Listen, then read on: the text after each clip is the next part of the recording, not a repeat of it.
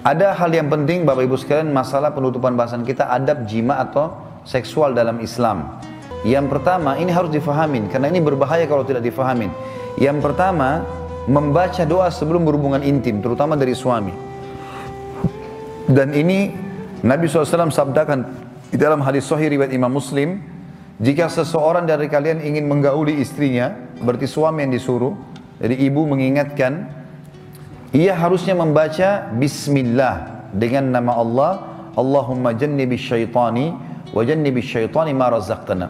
Ya Allah, jauhkanlah kami berdua dari syaitan dan jauhkan syaitan dari apa yang Engkau karuniakan kepada kami. Maksudnya adalah kenikmatan seksnya dan juga kalau ada anak itu jangan diganggu oleh syaitan. Karena kata Nabi SAW, siapa yang baca ini dan dikaruniai anak, istrinya hamil, maka syaitan tidak akan membahayakan anak itu. Kata para ulama hadis, tidak akan jadi nakal. Ya. Ini jaminan dari Nabi SAW. Kemudian juga dalam masalah biologis ini, harusnya seseorang memulainya dengan cumbuan. Dan ini bukan aib untuk dibahas dalam agama, karena ini hadis sahih, di mana Nabi SAW mengatakan, bukan golongan kami yang tidak mencumbui sebelum bersetubuh. Gitu kan? Jadi memang dia harus saling membantu satu sama yang lain, tentu dengan menyiapkan makanan, tempat yang nyaman, dengan wangi-wangian, sampai memaksimalkan biologis. Jadi dia bukan hanya sekedar selesai, tapi dia adalah ibadah yang dikerjakan untuk mendapatkan kenikmatan dan pahala. Kemudian juga tidak boleh menggauli istri dari dubur. Tidak boleh juga menggauli kemaluan pada saat haid dan nifas. Sesuai dengan sabda Nabi SAW, hadis sahih riwayat Ahmad, Abu Dawud dan Nasai, terlaknat, artinya diangkat berkah hidupnya, siapapun yang menggauli istrinya melalui dubur. Dan mohon maaf Bapak Ibu sekalian, karena biasanya banyak orang di antara kita belajar biologis dari film porno. Ini nggak benar. Karena orang-orang non-muslim mengajarkan tata cara mereka, bukan tata cara kita. Dubur nggak boleh. Dan Bapak Ibu perlu tahu, penyakit HIV ditemukan pertama kali justru karena berasal dari kemaluan laki-laki yang tersentuh kepada dubur. Ya. Dan ini penyakitnya dari situ. Tempat keluarnya tinja, bukan untuk menikmati biologis. Maka harus hati-hati. Di sini dilaknatnya, diangkat berkah hidupnya.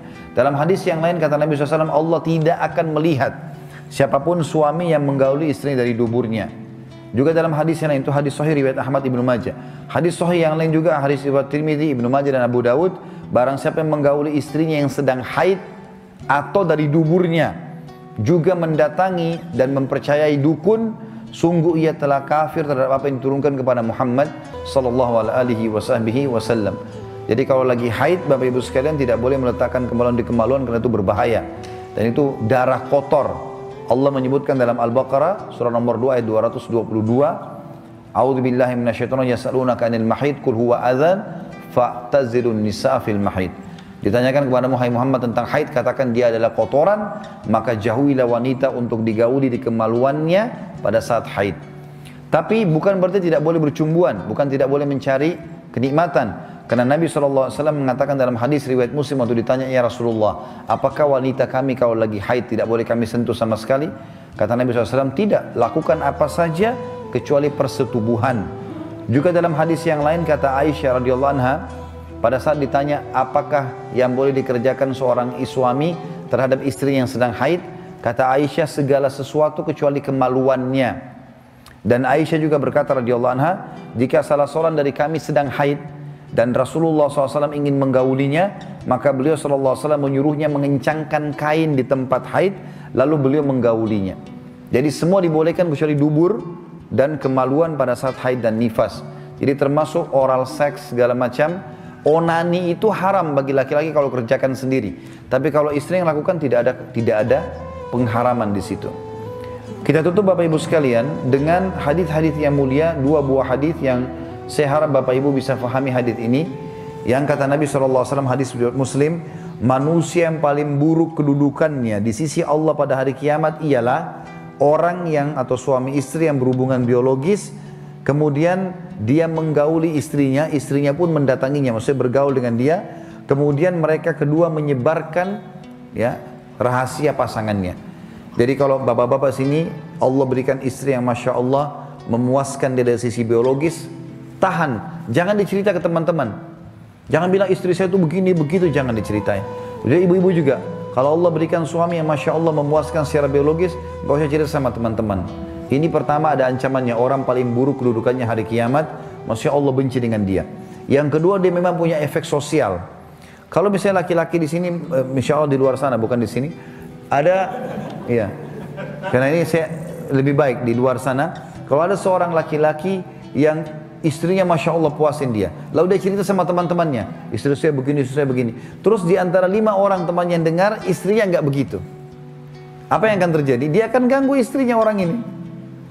Dan itu banyak terjadi, rumah tangga rusak gara-gara si laki-laki ceritakan tentang istrinya. Dia tidak sadar temannya menghubungi istrinya diam-diam. Dan istrinya kaget, kok bisa tahu rahasia saya? Kok bisa tahu perempuan pakai perasaan? Terbuka komunikasi, akhirnya cerai, bisa nikah sama orang itu. Banyak terjadi. Begitu pula dengan perempuan, suami saya begini, suami saya begitu. Suami mereka teman-teman tidak begitu. Maka terfikirlah mereka untuk mengganggu suaminya orang ini. Jadi ada hikmah syar'i yang harus kita fahami. Yang terakhir Bapak Ibu sekalian adalah hadis Nabi SAW. Masih sama kasusnya ya. Kata Nabi SAW habis sholat subuh nih. Beliau angkat suara dengan keras dan ini penutupan bahasan kita. Mungkin kata Nabi SAW, seseorang dari kalian ya menceritakan apa yang ia lakukan dengan istrinya, dan mungkin seorang perempuan di antara kalian, hai wanita di sab perempuan, menceritakan apa yang suaminya lakukan, apa yang dilakukan sama suaminya. Kata Asma binti Yazid radhiyallahu anha, istri salah satu sahabat Nabi SAW, sahabat Nabi, beliau mengatakan, benar demi Allah wahai utusan Allah, kaum wanita melakukannya dan kaum pria juga melakukannya. Di zaman sahabat dikerjakan dulu itu, tapi mereka belum tahu hukum. Keluarlah hadis Nabi SAW. Maka Nabi SAW mengatakan, jangan lakukan itu, karena itu perumpamannya seperti setan pria atau laki-laki menemui setan perempuan di jalanan, lalu ia menyetubuhinya sementara semua orang melihatnya. Dan hadis ini riwayat Imam Ahmad. Maka harusnya hati-hati Bapak Ibu sekalian. Dan insya Allah mudah-mudahan tulisan ini tentu lengkap sekali, lebih lengkap dari apa yang kita bahas tadi. Akan saya terbitkan dalam bentuk buku dengan judul Manajemen Rumah Tangga Islami. Dan lebih jauh lagi membahas juga sampai masalah pendidikan anak-anak. Insya Allah. Baik, materi kita sampai sini insya Allah. Subhanakallahumma bihamdika asyhadu an la ilaha illa anta astaghfiruka wa atubu ilaik. Wassalamualaikum warahmatullahi wabarakatuh.